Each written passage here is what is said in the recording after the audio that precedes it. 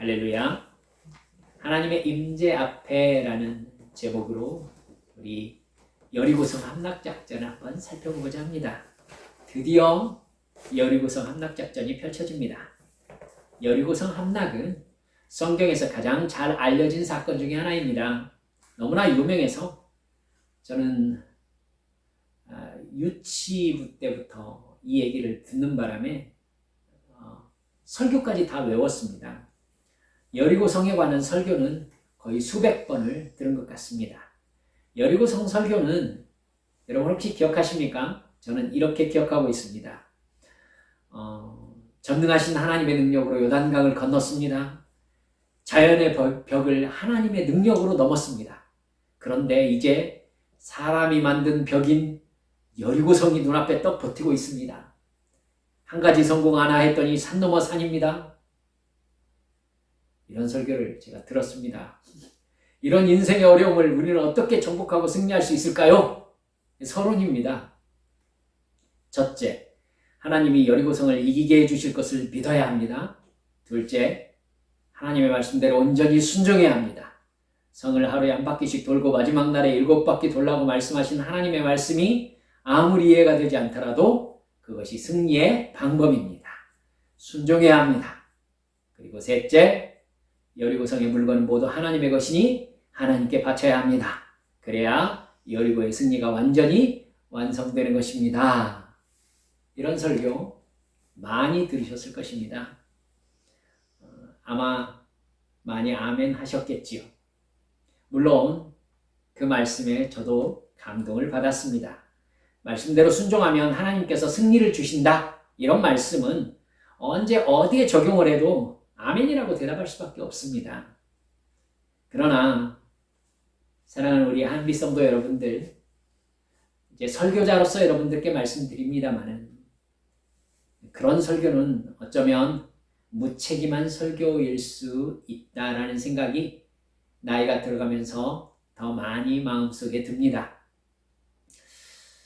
왜 무책임한 설교라고 말씀드리냐면요, 여리고성이 이스라엘에게 함락되고 여리고성이 무너진 결과를 우리가 이미 알고 있기 때문입니다. 결과가 승리로 나와 있는 말씀으로 설교하는 거 얼마나 간단합니까?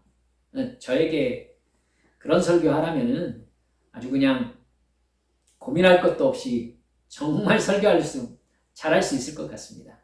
아무 말이나 갖다 붙여도 말이 되니까요.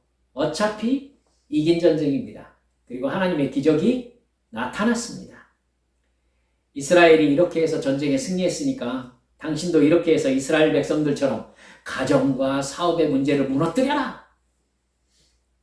이렇게 말하는 건 언제 들어도 속 시원하고 어디에 적용해도 무난합니다. 어떤 목사님은 교회를 짓고 싶은 땅을 매일 가서 7번씩 돌면서 하나님께 기도했더니 하나님께서 그 땅을 주셨다고 설교하시는 걸 제가 들었습니다. 지금 한빛교회 같으면 얼마나 제가 그렇게 하고 싶겠습니까? 사랑하는 여러분들, 이렇게 결과가 승리로 나와 있는 그런 성경 이야기는요, 어떤 말을 해도 흠이 되지 않습니다.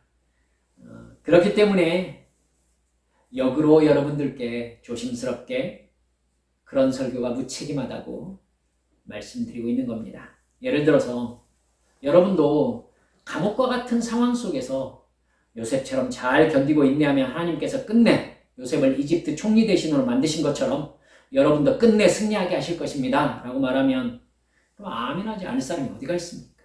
하지만 설교자가 청중들이 처한 정말 힘든 삶의 상황을 그냥 욥의 감옥이라고 단순화시켜도 될까요? 요셉의 감옥이라고 단순화시켜도 돼요? 그 상황이 어떻든지 간에 요셉처럼 참고 견디라고 말하면 그게 그 문제에 대한 해결 방법일까요? 끝내 승리를 얻지 못하는 느낌이 들 때는 끝까지 참고 견디지 못했기 때문인가요? 여러분, 이래서 무책임하다고 제가 말씀드리는 겁니다. 개념만 있는 거죠. 설교자는 누가 들어도 그렇습니다라고 말할 수 있을 만한 아무도 책임지지 않아도 되는 말만 하고 내려오는 겁니다. 저 역시 자유롭지 못합니다. 하지만 저는 최선을 다해서 그런 설교를 하지 않으려고 합니다. 여리고성 정복 사건을 승리를 전제하고 살펴보면 너무나 뻔한 이야기입니다. 그러니까 여리고성에 대한 설교 제목만 딱 떠도 본문만 딱 떠도 무슨 설교할지 성도들이 줄거리를 다 아는 겁니다. 전능하신 하나님의 말씀에 순종했더니 철옹성 같았던 여리고성이 무너졌고 이스라엘은 여리고를 정복하는 데 성공했다. 끝이잖아요. 그러나 여러분 그렇게 간단한 이야기를 하시려고 여리고성 이야기를 이렇게 하나님이 길게 말씀하실까요? 하나님은 여리고성을 돌라고 말씀하시면서 언약궤를 중심으로 해서 어떤 방식으로 돌 것인지 순서를 정해주셨어요. 첫째 날에는 어떻게, 매일 어떻게, 마지막 날에는 어떻게, 마지막 순간에는 어떻게 길게 여리고성 정복 과정을 설명하고 있습니다. 단순하게 목적이 여리고를 정복하는 군사작전을 펼치기 위해서 하나님이 이렇게 복잡한 과정을 설명하신다고요? 하나님께서 어떤 성을 멸하실 때에 이렇게 복잡한 명령을 하신 때가 있었습니까? 여러분, 소돔과 고모라 성 기억나십니까? 소돔과 고모라 성은요, 단순히 하나님께서 이 지구상에서 없애버리려고 작정하셨던 성입니다. 그런 목적이 설정되었을 때에 하나님은요, 복잡한 단계를 전혀 거치지 않습니다. 아브라함의 조카 롯을 천사를 보내서 소돔 땅에서 빼내셨습니다. 여러분, 소돔과 고모라에서 하나님께서 일하신 부분은요, 이 부분밖에 없어요. 롯과 롯의 가족들, 그들을 소돔성에서 빼내는 것. 이거 말고는 목적이 없었어요. 천사들이 방문한 목적입니다, 그게. 그리고 롯이 소돔 땅을 나왔을 때 하나님께서 어떻게 하셨습니까? 하늘에서 불과 유황을 내려가지고 소돔과 고모라를 싸그리 그냥 태워 없애버리셨습니다. 너무나 간단해요. 단순히 그 성을 멸망시키는 게 목적이라면 성경 다른 곳에서 나타나고 있는 하나님의 성품상 여리고성 정복 이야기는 너무나 복잡해요. 없애버리려면 너무 간단한 일이거든요, 사실. 너무 복잡한 단계를 거치고 있어요.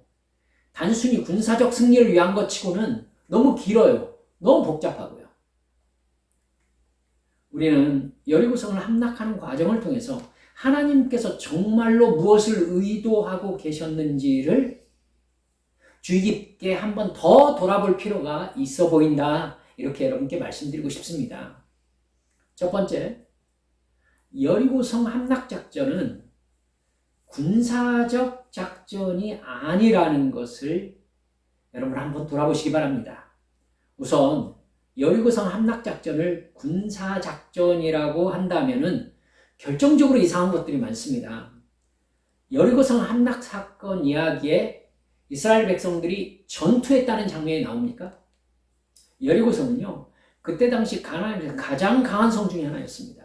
군사력이 가장 잘 갖추어진 성 중에 하나였어요. 근데 여리고성 군사들과 교전이 이루어졌다는 기록이 있습니까? 전투 장면은요, 전혀 나오지 않습니다. 물론 여리고성을 완전히 진멸하라라는 말씀이 있었기 때문에 여리고성의 사람과 짐승을 비롯한 모든 생명체를 멸하는 장면은 있어요. 근데 그거 한 절밖에 없습니다. 여러분, 멸하라고 하셨지만 여리고성 사람들을 멸하는 한 절 외에 여리고성 사람들과 전투나 교전이 있었다는 기록이 전혀 없다는 겁니다. 병사들이 행진했고 여리고성도 완전히 군사적인 준비를 다 했지만 이스라엘과 여리고성 병사들 간에 부딪힘이 일어나지 않았어요. 그럼에도 불구하고 여리고성은 함락되었고 이스라엘은 승리했습니다.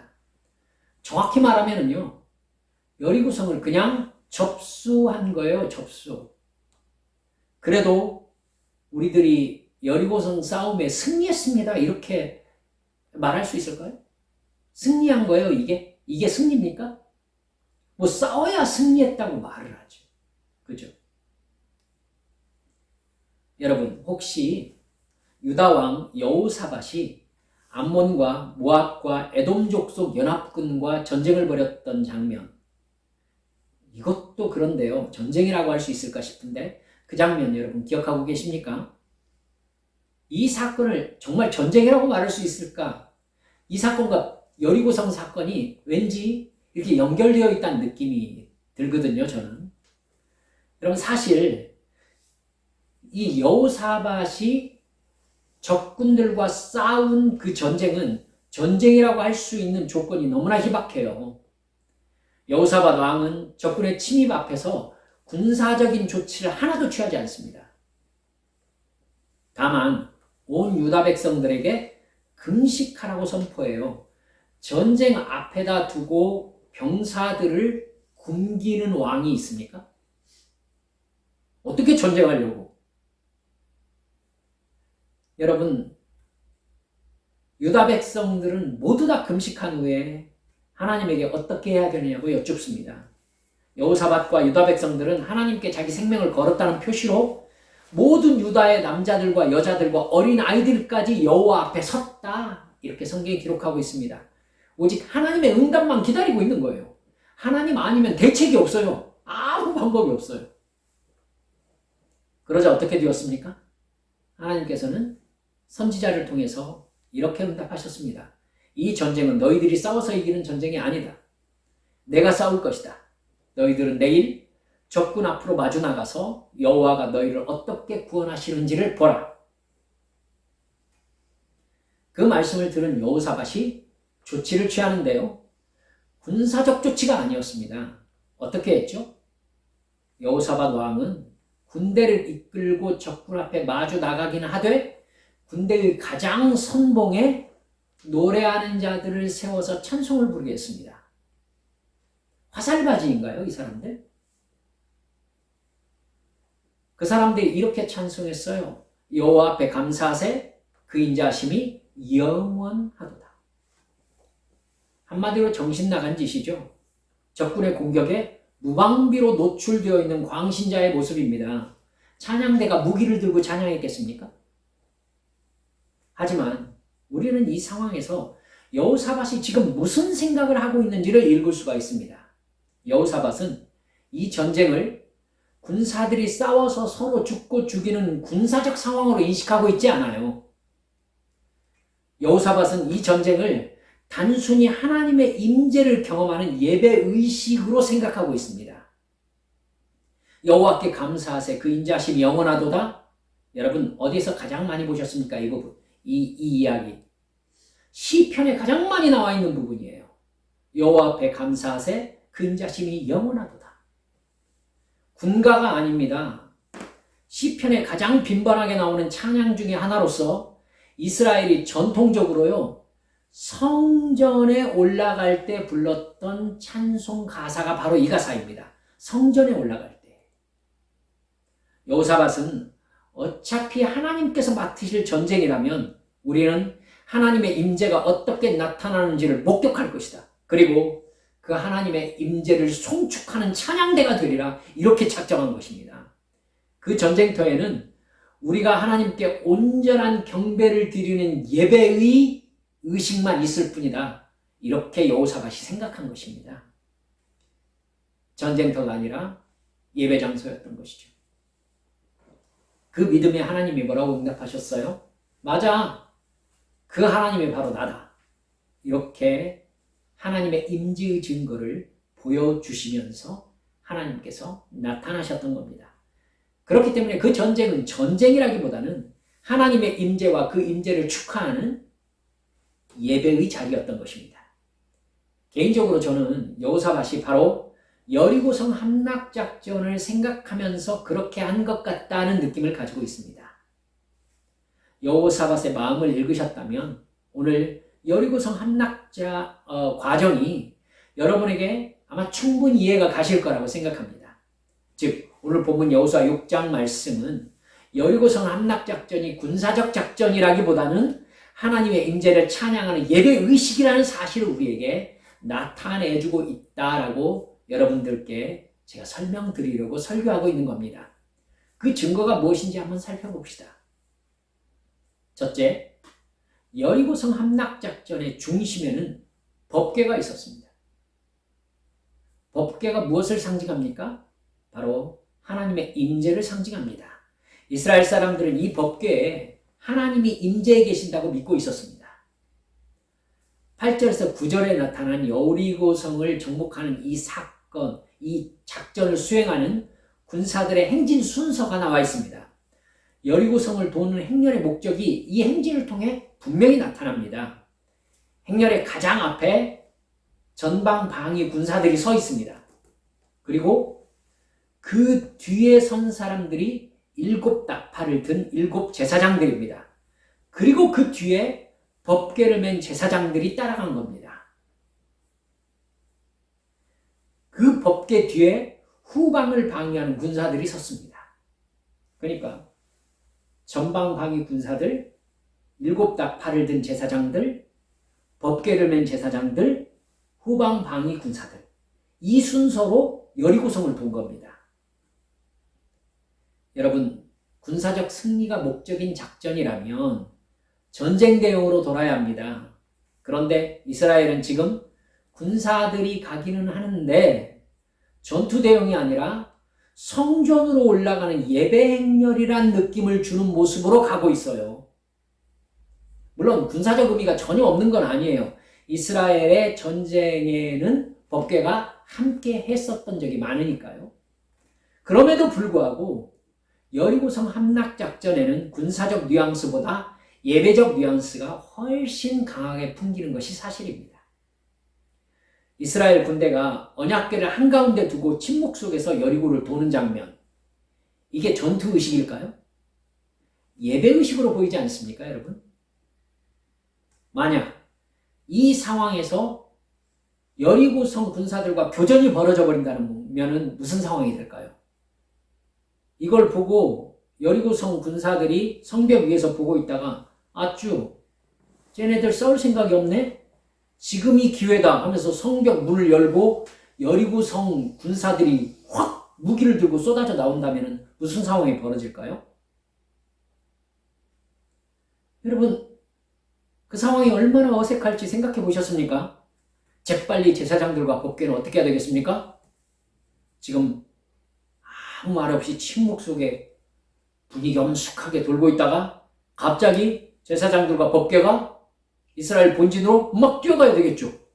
천천히 가면 안 됩니다. 법궤 들고 우당탕탕 뛰어가야 됩니다.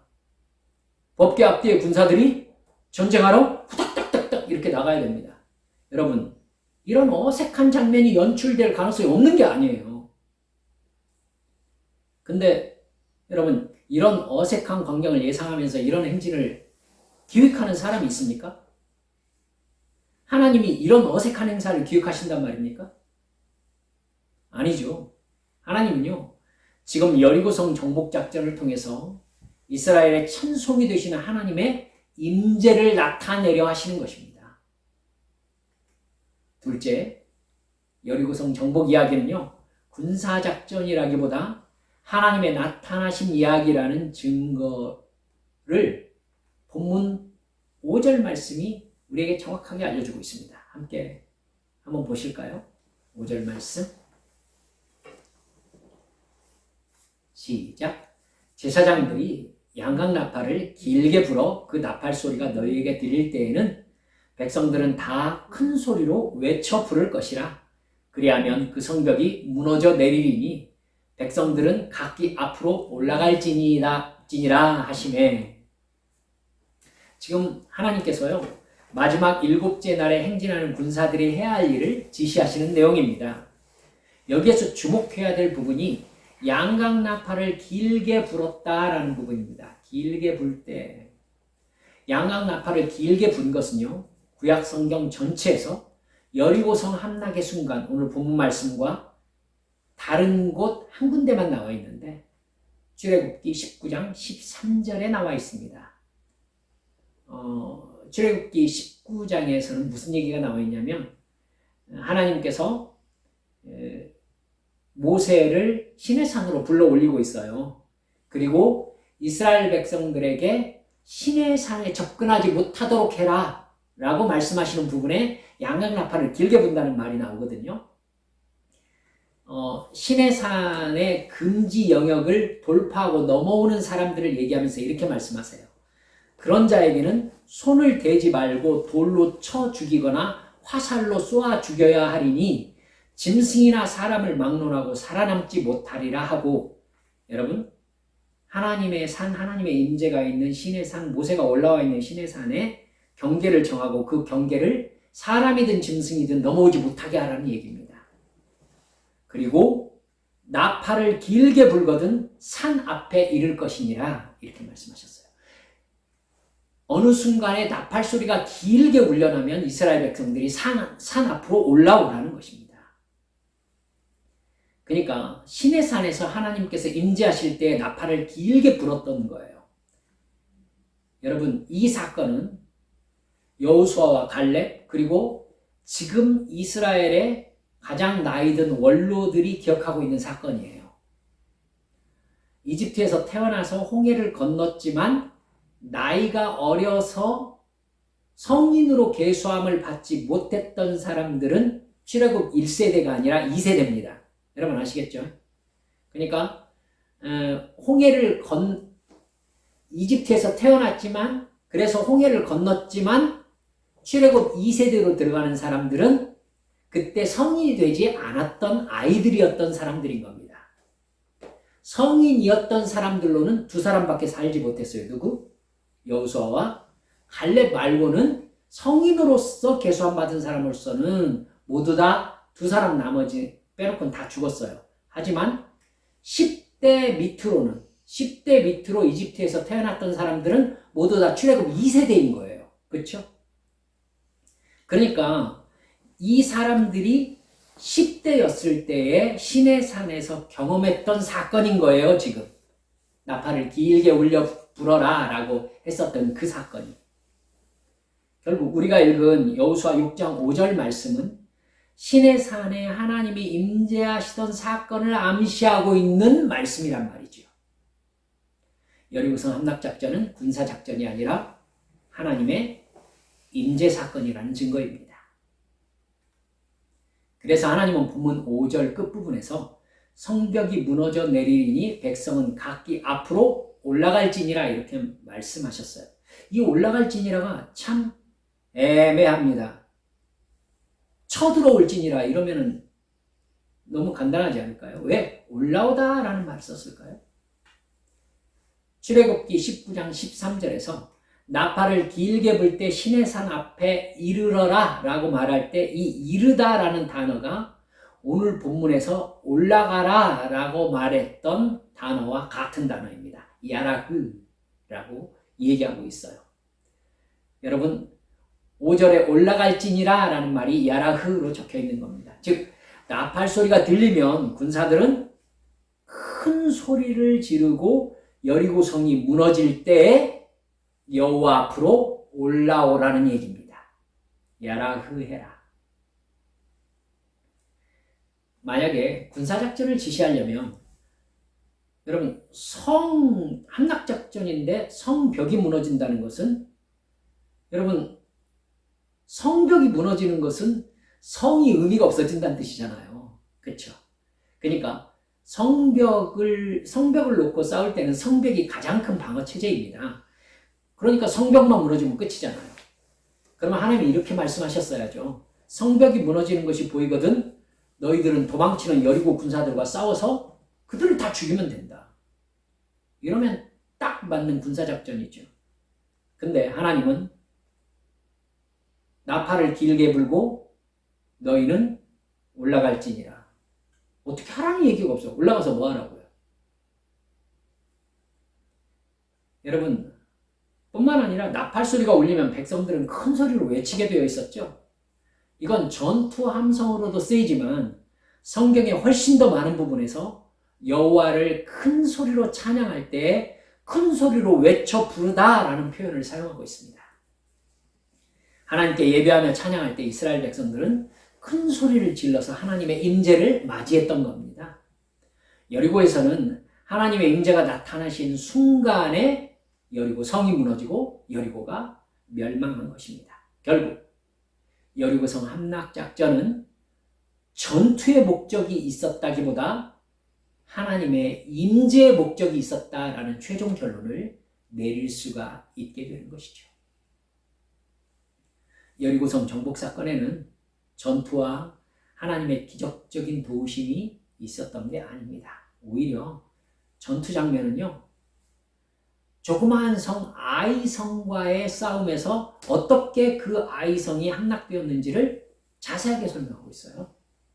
거기에서는요, 도망갔다가 쫓아나오면은 아이성에 매복해 있었던 사람이 아이성으로 들어가서 아이성을 불을 지르고 다시 합세해가지고는 가운데로 몰아서 전쟁을 치르게 하는 이 과정이 자세하게 기록되어 있습니다.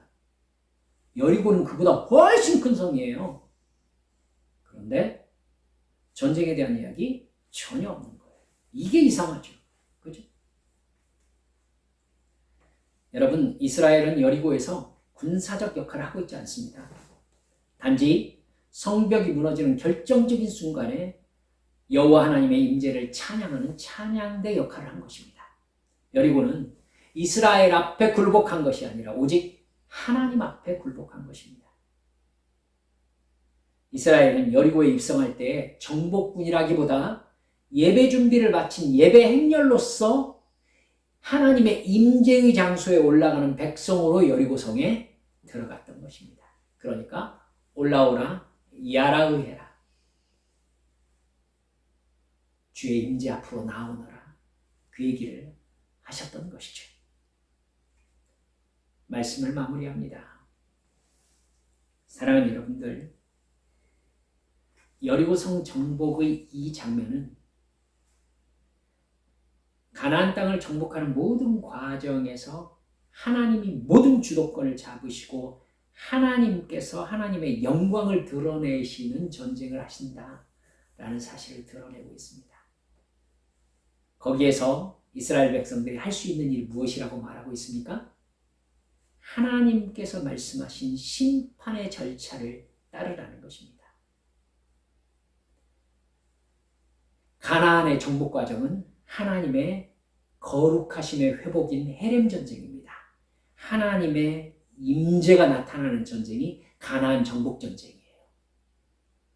그렇기 때문에 그 전쟁의 본질적인 의미를 여리고성 전투에서, 이 전투라고 말하기도 그렇지 않습니까? 여리고성 함락에서 하나님께서 보여주신 것입니다. 여러분, 우리 또한 모든 상황 속에서도 하나님이 우리에게 찬양받으시기에 합당하신 하나님이시라는 믿음을 가지고 있는지를 우리 자신을 바라보면서 점검하실 수 있으셔야 합니다. 우리가 믿는 하나님은 어떤 상황에서도 그 능력과 권능으로 우리를 지키시고 인도하시는 하나님이심을 우리가 진짜 믿고 있다면 어떤 상황에서도 하나님의 신실하심과 위대하심을 찬양하려는 마음이 우리들의 궁극적인 목적이 되어야 한다고 우리에게 가르쳐주고 있는 거지요. 하나님을 올바로 만나고 하나님과 진정한 사랑의 관계를 맺고 있는 사람이 해야 될 일이 무엇입니까? 맡기고 순종하는 것입니다. 하나님께 맡기고 순종하는 사람은 하나님을 만나면 기쁩니다. 하나님 왜 이러세요 하고 따질 것이 마음속에 가득한 사람은 하나님을 사랑하는 사람이 아니에요. 감사와 찬양과 기쁨이 예배자의 마음 아니겠습니까? 우리가 어떤 상황에 놓여 있더라도요, 사랑하는 여러분들, 이것이 바로 믿음이고 신앙이며 하나님과 우리와의 사랑의 관계라는 것을 절대 잊지 마시기 바랍니다. 할렐루야. 함께 기도하시겠습니다. 여러분, 여리고성 함락작전을 하나님의 관점에서 보세요. 내가 승리해서 무언가를 얻었다는 관점, 이렇게 보지 마시고요. 사실 이스라엘 백성들은 여리고성을 함락해서 함락 전쟁을 하지 않았습니다. 이스라엘 백성들이 한 일은 없어요. 사랑하는 여러분들, 우리는 하나님의 아들, 딸들입니다. 나의 집에, 나의 사업장에, 내가 출근하는 직장에, 내가 만나는 사람 앞에 하나님께서 나와 함께 계시며 임재하신다는 확신, 우리 안에 있어야 되지 않겠습니까? 주께서 나를 인도하시리라. 나를 도와주시리라. 나와 동행하신 하나님이 끝까지 선하신 하나님이심을 나에게 증명해 주시리라. 이걸 믿을 수 있는 사람은 여러분 상황과 관계없는 행복과 찬양을 부를 줄 압니다.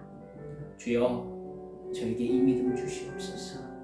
상황에 일희일비하며 흔들려대는 그런 가벼운 믿음 아니라 어떤 상황 속에서도 주께서 나와 함께 하심을 믿고 하나님을 찬양하는 그러한 하나님의 자녀로서의 삶을 살아내도록 해달라고 우리 주님 앞에 함께 통성으로 기도하시겠습니다. 아버지 하나님,